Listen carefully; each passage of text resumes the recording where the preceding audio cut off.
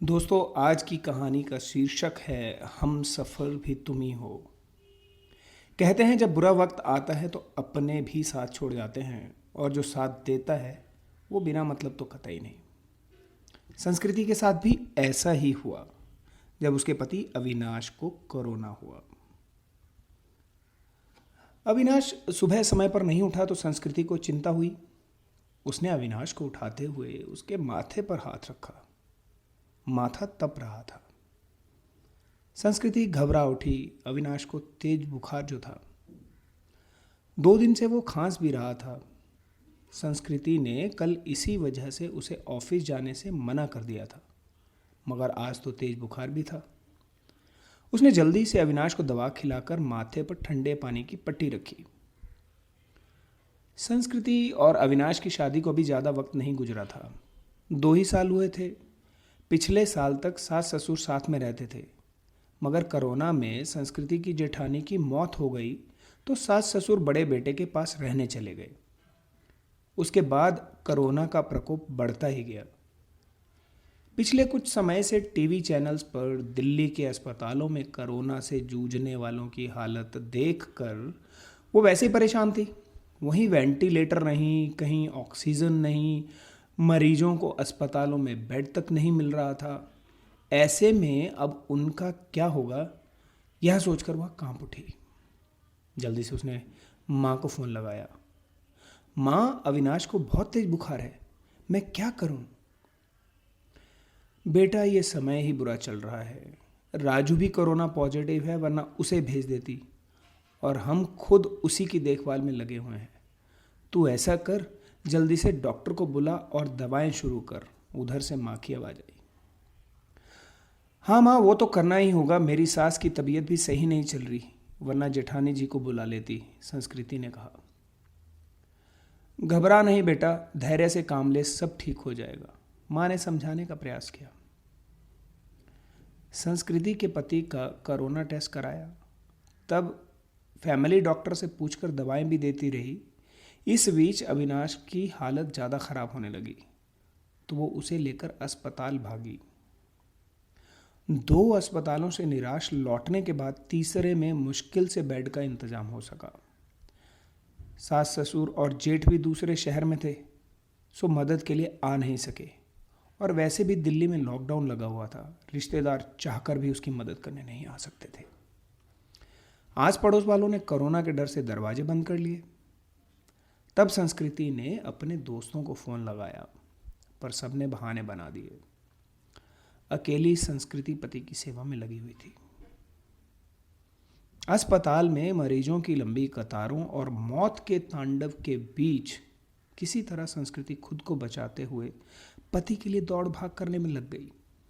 कभी दवा की पर्ची लेकर भागती तो कभी खाना लेकर, कभी डॉक्टर से गिड़गड़ाती तो कभी थक हार कर बैठ जाती। इजाज़त नहीं थी उसे कोरोना वार्ड में जाने की। बाहर रिसेप्शन पर बैठकर पति के ठीक होने की कामना करती रहती। पर उस बीच पति की तबीयत अच्छी होने की बजाय बिगड़ती जा रही थी।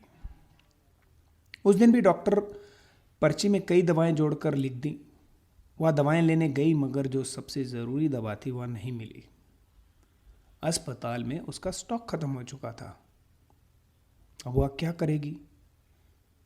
बदहवास सी अस्पताल के बेंच पर बैठ गई। बगल में ही एक परेशान सा युवक भी बैठा हुआ था।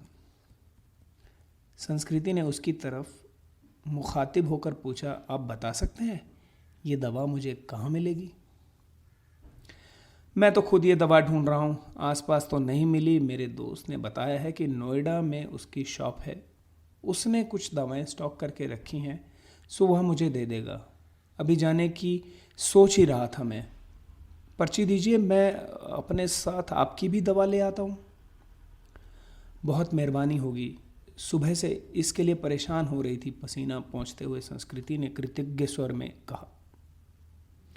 मेहरबानी की कोई बात नहीं, इंसान इंसान के काम आता है, बस इतना शुक्र मनाइए कि दवा वहाँ मिल जाए, कहकर वो चला गया।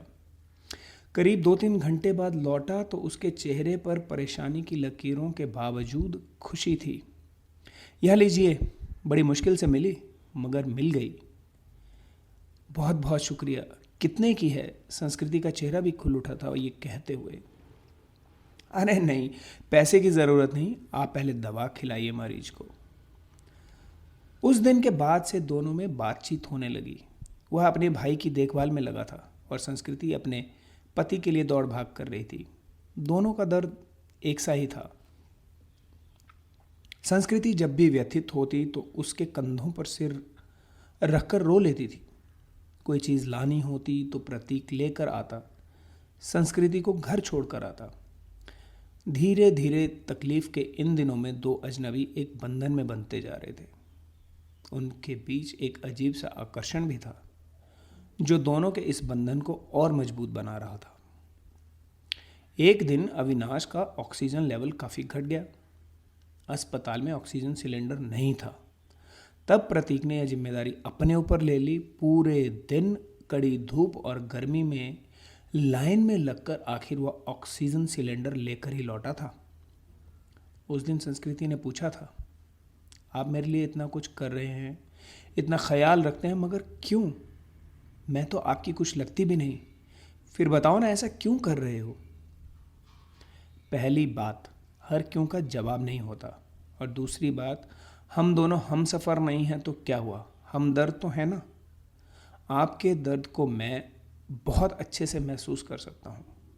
आपकी तकलीफ़ देखकर मुझे दुख होता है। बस किसी भी तरह आपकी मदद करना चाहता हूँ। एक अनकहा सा मगर मजबूत साथ महसूस करके वह गमों में भी मुस्कुरा उठी थी। धीरे धीरे अविनाश की तबीयत और भी बिगड़ गई और उसको वेंटिलेटर पर रखना पड़ा। अस्पताल में वेंटिलेटर्स की कमी भी थी। कई वेंटिलेटर्स खराब भी हो गए। बदहवासी संस्कृति ने प्रतीक को फ़ोन लगाया तो पता चला उसके भाई को भी कहीं और शिफ्ट करने की नौबत आ गई है। आप चिंता ना करो संस्कृति जी, मैं अपने भाई को जिस अस्पताल में ले जा रहा हूँ, आपके पति को भी वहीं लेकर चलता हूँ। वहाँ वेंटिलेटर की सुविधा भी है और डॉक्टर्स भी अच्छे हैं। प्रतीक ने उसे ढांढस बधाया और जल्दी ही शिफ्टिंग की सारी व्यवस्था करा दी। शाम में सब निपट गया तो प्रतीक का हाथ पकड़ रूंधे गले से संस्कृति इतना ही कह सकी, आप नहीं होते तो पता नहीं क्या होता। मैं नहीं होता तो कोई और होता। अच्छे लोगों की मदद के लिए कोई ना कोई आता ही है, प्रतीक ने कहा। ऐसा नहीं है प्रतीक जी, मैंने अपने दोस्तों, पड़ोसियों, परिचितों सबको देख लिया। इस कठिन समय में कोई भी मेरे साथ खड़ा नहीं है। केवल आप हैं जिसे 4-6 दिन पहले तक मैं जानती भी नहीं थी। आज लगता है कि आपके बिना रह ही नहीं सकती। उसकी बात सुनकर प्रतीक ने एक अलग ही नज़र से संस्कृति की तरफ देखा और मुस्कुराकर चला गया। संस्कृति के दिल में अजीब सी बेचैनी होने लगी। वह सोचने लगी कि प्रतीक इस परेशानी के समय भी कितना सुकून दे जाता है। अस्पताल में मरीजों के रिश्तेदारों की भागदौड़ और परेशानियों के बीच चंद लम्हे वह केवल प्रतीक के बारे में सोचती रह गई। इसी तरह 2-3 दिन और गुजरे। अविनाश की हालत काफ़ी गंभीर थी। एक दिन सुबह सुबह संस्कृति को सूचना मिली कि उसके पति की मृत्यु हो गई है। एक पल में संस्कृति को लगा जैसे वह अधूरी रह गई, उसका सब कुछ छिन गया। प्रतीक ने जितना हो सका उसे धैर्य बंधाया। कोरोना की वजह से वह पति का शव घर भी नहीं ले जा सकती थी। लॉकडाउन जो लगा हुआ था, घर वालों का आना भी कठिन था। ऐसे में उसे समझ नहीं आ रहा था कि पति को अंतिम विदाई कैसे दे। इस वक्त भी प्रतीक ही उसके काम में आया। मुश्किल की इस घड़ी में सबसे पहले उसने संस्कृति को शांत कराया, फिर उसके पति को शमशान तक ले जाने का सही इंतज़ाम कराया। संस्कृति के साथ वह शमशान तक गया, फिर संस्कृति को उसके घर छोड़ने आया। लगातार रो रही थी संस्कृति, उसके हाथ पैर कांप रहे थे। प्रतीक समझ रहा था कि उसकी तबीयत खराब है, वह अकेली है, सो अपने खाने पीने को लेकर लापरवाह रहेगी और तबीयत और ख़राब होगी। अब प्रतीक ने हाथ पैर धोकर कपड़े बदलकर उसकी रसोई में प्रवेश किया और सबसे पहले चाय बनाई। संस्कृति के साथ खुद भी बैठकर उसने चाय पी। फिर संस्कृति को नहाने भेजकर खुद दाल चावल बनाने लगा। संस्कृति को खाना खिलाकर उसके लिए सब्जी, फल, दूध इन सबका इंतज़ाम करा और सांत्वना देकर वो वापस लौट गया। 2-3 दिनों बाद जब संस्कृति थोड़ी सामान्य हुई और पति की मौत के सदमे से कुछ उभरी तो उसके प्रतीक की याद आई। प्रतीक उसके लिए अपनों से बढ़कर बन चुका था, मगर उसे पता नहीं था वह कहाँ रहता है, क्या जॉब करता है। बस एक फ़ोन नंबर था। उसने फ़ोन मिलाया तो नंबर बंद आ रहा था। संस्कृति घबरा उठी। वह प्रतीक से संपर्क करना चाहती थी, मगर ऐसा हो न सका। वो 2-3 घंटे लगातार फ़ोन ट्राई करती रही, मगर फ़ोन बंद ही आ रहा था। अब उससे रहा ना गया। कुछ सोचकर वह अस्पताल में पहुंची, जहां उसका और प्रतीक का भाई एडमिट था। वह रिसेप्शन एरिया में घूम घूम कर प्रतीक को खोजने लगी, क्योंकि अक्सर दोनों वहीं बैठे होते थे। फिर वह उसे खोजती हुई कैंटीन में भी गई। हर तरफ चक्कर लगा लिया, मगर प्रतीक कहीं नज़र नहीं आ रहा था। थक कर वो वापस रिसेप्शन पर आकर बैठ गई और सोचने लगी, अब क्या करे। तभी उसे वो नर्स नज़र आई जिसने संस्कृति की जान पहचान हो गई थी। संस्कृति के पति की देखभाल वही नर्स करती थी। संस्कृति उसे अक्सर अम्मा कहकर पुकारती थी। नर्स ने प्रतीक को भी उसके साथ कई बार देखा हुआ था। संस्कृति दौड़कर नर्स के पास गई। दुखी स्वर में नर्स से कहा, सॉरी बेबी, तुम्हारे पति को हम बचा नहीं पाए। संस्कृति ने कहा, जो लिखा था वह हो गया, पर यह बताओ अम्मा, आपको प्रतीक याद है जो अक्सर मेरे साथ होता था? उसके भाई का इलाज चल रहा था।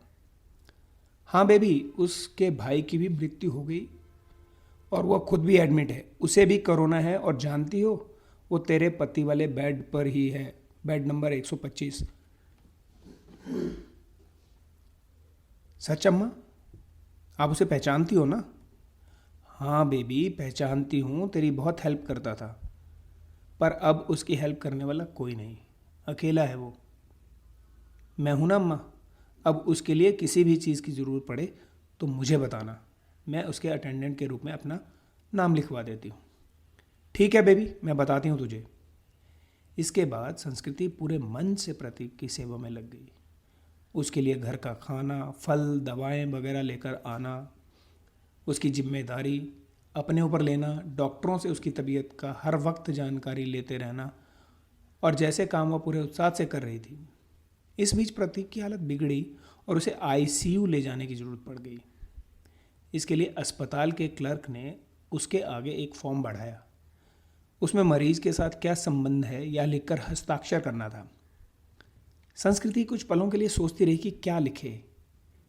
फिर उसने खाली जगह पर पत्नी लिख दिया और साइन कर दिया। क्लर्क को कागज़ थमाकर खुद में ही मुस्कुरा उठी थी वो। 2-3 दिन आईसीयू में रहकर प्रतीक की हालत में सुधार शुरू हुआ और उसे कोविड वार्ड में वापस शिफ्ट कर दिया गया। 7-8 दिनों तक लगातार सुधार होने से और रिपोर्ट नेगेटिव आने के बाद उसे डिस्चार्ज भी कर दिया गया। इतने दिनों तक संस्कृति ने भी अपना खाना पीना और नींद भूलकर दिन रात प्रतीक की सेवा की थी। डिस्चार्ज वाले दिन वो बहुत खुश थी। उसने सीधा अपने घर के लिए कैब बुक किया और प्रतीक को लेकर अपने घर पे आ गई।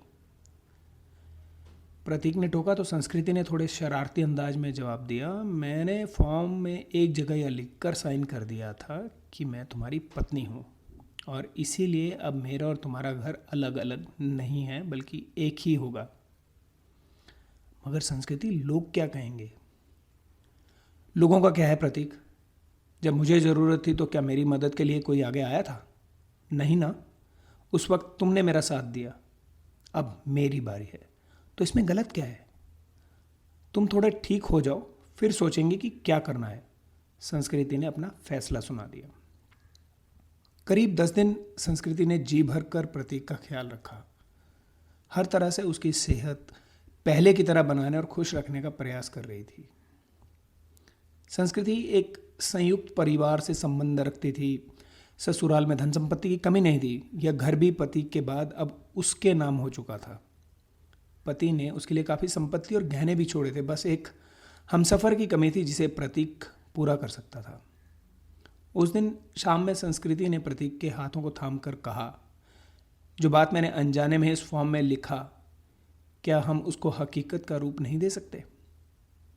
क्या मैं तुम्हें अपना हमदर्द के साथ साथ एक हमसफ़र के रूप में भी स्वीकार कर सकते हूँ? मुझे लगता है संस्कृति की अब यह बात कहना फिजूल है। मतलब यह कि तुम ऑलरेडी मेरी हमदर्द और हमसफ़र बन चुकी हो। हम हमेशा साथ रहेंगे, तुमसे बढ़कर कोई और मेरा ख्याल नहीं रख सकता। यह कहकर प्रतीक ने संस्कृति को गले लगा लिया।